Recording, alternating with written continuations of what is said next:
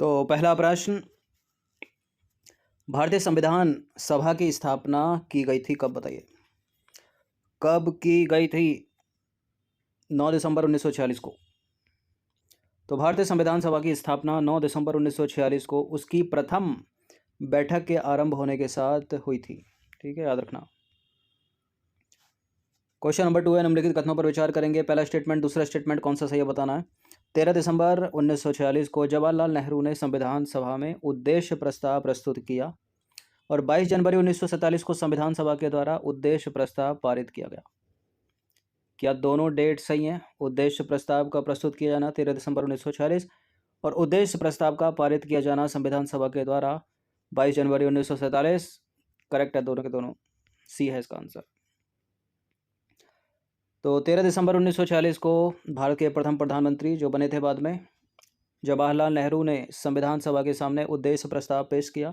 यह एक ऐतिहासिक प्रस्ताव था जिसमें स्वतंत्र भारत के संविधान के मूल आदर्शों की रूपरेखा प्रस्तुत की गई थी और वह फ्रेमवर्क सुझाया गया था जिसके तहत संविधान का कार्य आगे बढ़ाना था।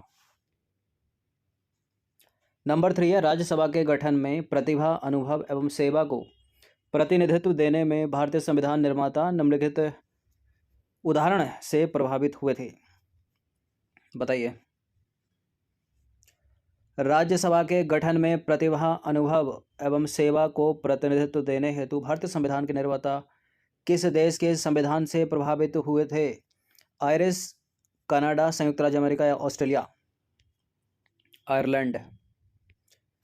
तो राज्यसभा के गठन में प्रतिभा, अनुभव एवं सेवा के प्रतिनिधित्व को, ठीक है, यानी नामांकन द्वारा नॉमिनेशन होता है ना, उसी के लिए भारतीय संविधान निर्माता आयरिश यानी आयरलैंड गणतंत्र से प्रभावित हुए थे। बहुत सारे चीज़ें हैं जो हमारे संविधान में दूसरे देशों से अडॉप्ट की गई हैं, वो भी एग्जाम में पूछ लिया था कौन चीज़ कहाँ से। नंबर 4 पर आ जाइए। निम्नलिखित में से कौन सा अनुच्छेद केंद्र शासित प्रदेशों के लिए उच्च न्यायालय का प्रावधान करता है या संघ शासित प्रदेशों के लिए हाई कोर्ट का प्रावधान करता है? यूटी के लिए हाई कोर्ट अनुच्छेद 241 है, 40 नहीं है। तो भारतीय संविधान के भाग 8 में संघ राज्य क्षेत्रों के बारे में, संघ राज्य क्षेत्र या केंद्र शासित प्रदेश एक ही बात है, ठीक है, प्रमुख उपबंध है जिनमें अनुच्छेद 241 संघ राज्य क्षेत्रों के लिए उच्च न्यायालय यानी हाई कोर्ट का प्रावधान करता है। अनुच्छेद 240 की बात करें तो कुछ संघ राज्य क्षेत्र के लिए विनियम बनाने की राष्ट्रपति की शक्ति है। अनुच्छेद 242 को जो है निरस्त कर दिया गया है और अनुच्छेद 239 में संघ राज्य क्षेत्रों के प्रशासन के बारे में उपबंध है। संघ राज्य क्षेत्र का प्रशासन कौन से अनुच्छेद में है? 239 में है। क्वेश्चन नंबर 5 पर आ जाइए। किस प्रधानमंत्री के कार्यकाल के दौरान भारत के संविधान में 9वीं अनुसूची को पुनर्स्थापित किया गया था? देखिए, मूल संविधान में 8 अनुसूचियां थी, ठीक है, उसके बाद 9वीं जोड़ी गई तो प्रथम संविधान संशोधन था 1951 में जोड़ी गई। 1951 में प्रधानमंत्री थे जवाहरलाल नेहरू। फिर 10वीं जोड़ी जाएगी, 11वीं, 12वीं, ठीक है, इस तरह से।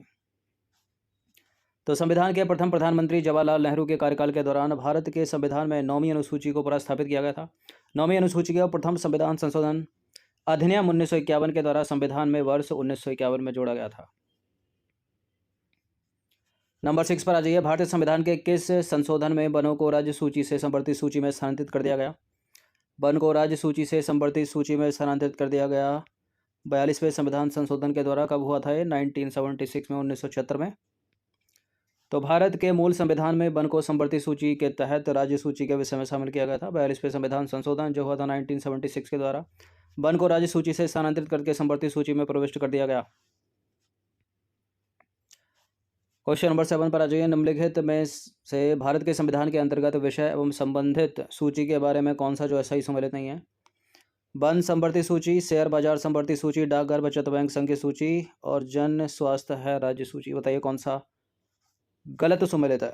जन स्वास्थ्य राज्य सूची का विषय सही है, डाकघर बचत बैंक संघ सूची सही है, शेयर मार्केट भी संघ सूची में, संवर्धित सूची में नहीं है, गलत है। दूसरा स्टेटमेंट वन संवर्धित सूची तो भी गलत है।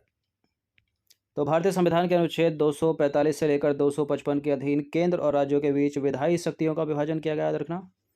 और इस संदर्भ में 7वीं अनुसूची में संघ सूची, राज्य सूची और संवर्धित सूची का प्रावधान है। इसमें वन संवर्धित सूची में, जन स्वास्थ्य राज्य सूची में, शेयर मार्केट और डाकघर बचत बैंक ये दोनों संघ सूची में है।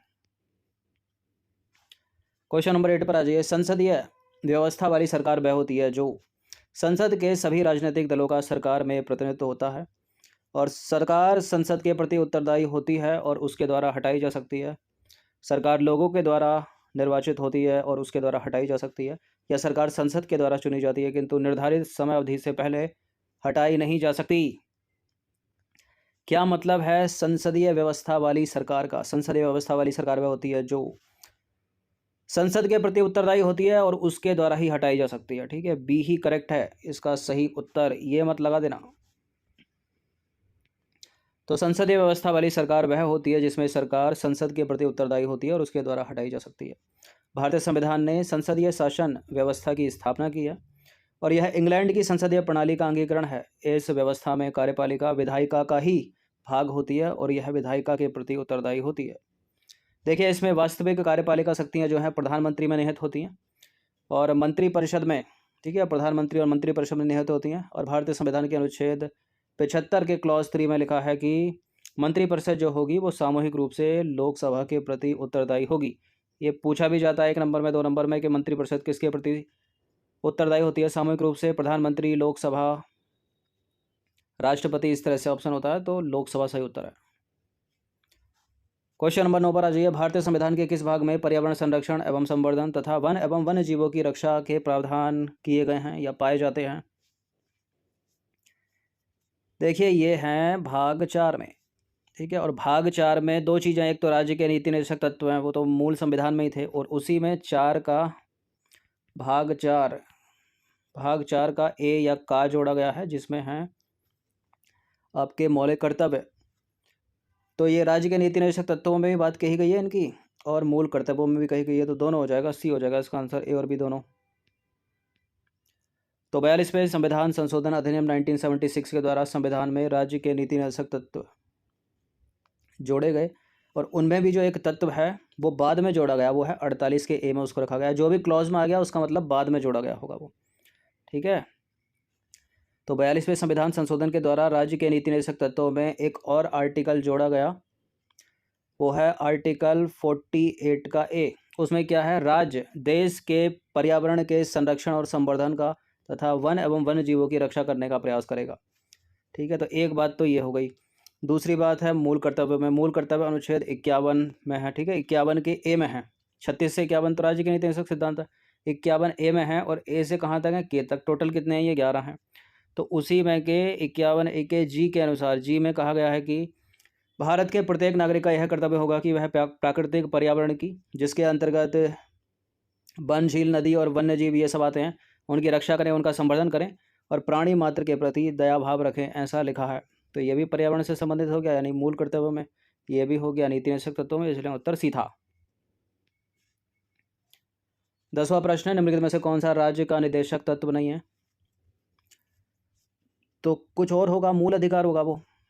ठीक है, या मौलिक कर्तव्य होगा। मादक पेयों के उपभोग पर निषेध, गायों और बछड़ों के वध का निषेध, पर्यावरण का संरक्षण संवर्धन करना और 16 वर्ष की आयु तक के बच्चों को निःशुल्क शिक्षा। नीति निर्देशक तत्व है, नीति निर्देशक तत्व है, नीति निर्देशक तत्व है, ये तो कुछ भी नहीं है। 6 से 14 वर्ष की आयु तक के बच्चों को निःशुल्क शिक्षा का अधिकार एक मौलिक अधिकार है, अनुच्छेद 21 ए के तहत। तो भारतीय संविधान के भाग 4 में अनुच्छेद 32 से लेकर 36 तक राज्य के नीति निर्देशक सिद्धांतों का वर्णन किया गया है और 16 वर्ष की आयु तक के बच्चे को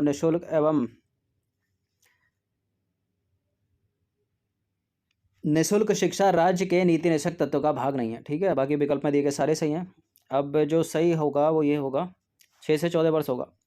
देखिए, वर्ष 2002 में 86वें संविधान संशोधन से शिक्षा के अधिकार को संविधान के भाग 3 में एक मौलिक अधिकार के तहत शामिल किया गया। ठीक है, बाद में जोड़ा गया। कौन सा संविधान था ये? 86वां संविधान संशोधन जो 2003 में हुआ था। इसमें अनुच्छेद 21 का ए जोड़ा गया।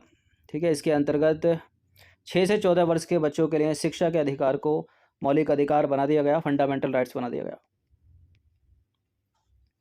11वां प्रश्न है, भारत के राष्ट्रपति अपना त्यागपत्र किसको संबोधित करते हैं? देखिए, राष्ट्रपति अपना त्यागपत्र देते हैं उपराष्ट्रपति को। तो अनुच्छेद 56(1) ए के अनुसार भारत के राष्ट्रपति अपना त्यागपत्र उपराष्ट्रपति को संबोधित करते हैं और उपराष्ट्रपति इसकी सूचना लोकसभा अध्यक्ष को तुरंत देते हैं। 56(2) में लिखा है अनुच्छेद। क्वेश्चन नंबर 12 पर आ जाइए। राष्ट्रपति पर महाभियोग की प्रक्रिया को शुरू करना है और भारतीय संविधान के अनुच्छेद 61 में इसका प्रावधान भी है। तो कौन से सदन से कर सकते हैं हम? लोकसभा से, राज्यसभा से, या किसी भी सदन से? किसी भी सदन से कर सकते हैं, ठीक है। ये कोई धन विधेयक नहीं है कि तो केवल लोकसभा में आएगा। तो राष्ट्रपति पर महाभियोग चलाने की प्रक्रिया का जो वर्णन अनुच्छेद 61 में किया गया है। और राष्ट्रपति पर महाभियोग का आरोप संसद का कोई भी सदन लगाएगा और दूसरा सदन जो है उस आरोप का अन्वेषण करेगा या कराएगा। और ऐसे अन्वेषण में राष्ट्रपति को स्वयं उपस्थित होने का तथा अपना प्रतिनिधित्व करने का अधिकार होगा। याद रखना, स्टेटमेंट बनाकर पूछ सकता है एग्जामिनर। क्वेश्चन नंबर 13 पर आ जाइए। निम्न में से कौन अपने पद की शपथ नहीं लेता है? राष्ट्रपति अपने पद की शपथ लेते हैं, उपराष्ट्रपति भी अपने पद की शपथ लेते हैं, प्रधानमंत्री भी लेते हैं, स्पीकर नहीं लेता, क्योंकि स्पीकर तो लोकसभा के सदस्य में से चुना जाता है। जो सदस्य होते हैं वो पहले ही ऑलरेडी शपथ ले लेते हैं। इसी तरह प्रोटेम स्पीकर भी शपथ नहीं लेता, ठीक है, जब वो सदस्य होता है तभी ले लेता है। तो प्रश्न में दिए गए विकल्पों में स्पीकर या लोकसभा का अध्यक्ष अपने पद की शपथ नहीं लेता है। वह पहले ही लोकसभा सदस्य के तौर पर पद की शपथ ले चुका होता है, अतः स्पीकर के तौर पर शपथ नहीं लेता वो, ठीक है। बाकी सारे सही हैं, मतलब बाकी सारे शपथ ग्रहण करते हैं। नंबर 14 पर आ जाइए। प्रोटेम स्पीकर का कर्तव्य क्या होता है? प्रोटेम स्पीकर का क्या काम है? स्पीकर की अनुपस्थिति में सदन की कार्यवाही का संचालन करना? नहीं। केवल सदस्यों के चयन प्रमाण पत्रों को चेक करना कि वे सही हैं, ऐसा भी कुछ नहीं। देखिए, प्रोटेम स्पीकर का काम है सदस्यों को शपथ दिलाना। तो नवनिर्वाचित सदन में लोकसभा अध्यक्ष के चुनाव से पूर्व सदन के सामान्यतः वरिष्ठतम सदस्य को जो है प्रोटेम स्पीकर के रूप में चुना जाता है। और क्या करता है वो? नवनिर्वाचित सदस्यों को शपथ दिलाता है। बड़ा पूछा गया है, इंपॉर्टेंट है एग्जाम में। प्रोटेम स्पीकर यूपीएससी तक नहीं पूछा है कई बार। क्वेश्चन नंबर 15 पर आ जाइए। लोकसभा का सचिवालय किसके नियंत्रण में होता है? देखिए, लोकसभा का सचिवालय है तो प्रधानमंत्री के नियंत्रण में तो होगा नहीं, वो केंद्रीय गृह मंत्रालय के नियंत्रण में भी नहीं होगा, संसदीय मामलों के मंत्रालय के नियंत्रण में भी नहीं होगा, वो होगा लोकसभा अध्यक्ष के नियंत्रण में ही। तो लोकसभा का सचिवालय लोकसभा अध्यक्ष के निर्देश और नियंत्रण में काम करता है। उसे सचिवालय के कर्मचारियों पर, सदन के परिसर पर और संसद भवन संपदा पर सर्वोच्च प्राधिकार प्राप्त होता है। वह अपने इस अधिकार का प्रयोग लोकसभा के महासचिव की सहायता से करता है। तो ये कुछ इंडियन पॉलिटी के 15 प्रश्न थे, इनकी प्रैक्टिस एक बार कर लीजिएगा। धन्यवाद।